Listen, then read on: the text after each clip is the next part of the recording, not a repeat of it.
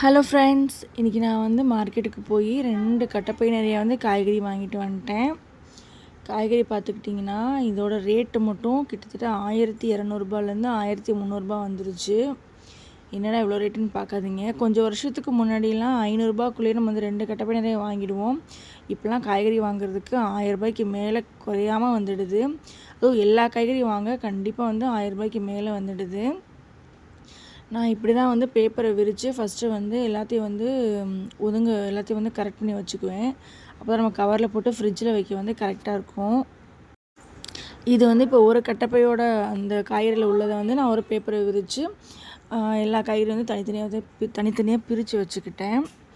இப்போ வெயில் காலன்றதுனால தான் இந்த விலை வந்து கொஞ்சம் கம்மி.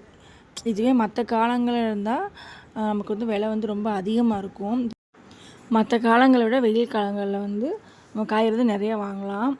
இப்போ நான் 2வது கட்டப்பையை பிரித்து வந்து அடுக்கி வச்சுட்டேன். இதில் பார்த்துக்கிட்டிங்கன்னா தக்காளி பழம் வந்து நான் எப்போயுமே ரொம்ப அதிகமாக தான் வாங்குவேன். ஃபஸ்ட் தக்காளி பழத்தை மாதிரி ட்ரே வச்சு அப்படியே ஃப்ரிட்ஜில் வந்து வச்சுடுவேன்.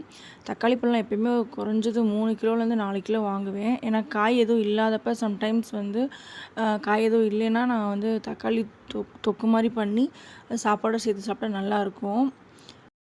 அடுத்து வந்து மொச்சக்காய் பிரிச்சுட்டேன். இப்போ மொச்சக்காவும் அவரைக்காவும் சேர்ந்து இருந்துச்சுன்னா அது ரொம்ப கொஞ்சம் கன்ஃப்யூஸாக இருக்கும்.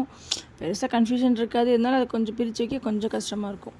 இப்போ வந்து நான் வந்து தேங்காய் வந்து உரிக்கிறேன். தேங்காய் வந்து சைடில் இருக்க அந்த தொலியெல்லாம் வந்து உரித்து வந்து நீட்டாக வச்சிடுறேன். அதாவது நடுவில் குடுமி இருக்கணும். நடுவில் குடுமி இல்லைன்னா தேங்காய் வந்து சீக்கிரம் வந்து அழுகிடும். அதனால் வந்து நடு குடுமியை மட்டும் வச்சுட்டு சைடில் இருக்க அந்த தொலியெல்லாம் வந்து பிரித்து போட்டுடுறேன். இல்லைன்னா கொஞ்ச நாளுக்கு அப்புறம் இப்படியே விட்டோம்னா, அதாவது அப்படியே நம்ம தேங்காயை வந்து குடுமையோடு வச்சோம்னா சம்டைம்ஸ் வந்து அதில் வந்து வண்டு வர ஆரம்பிச்சிடும்.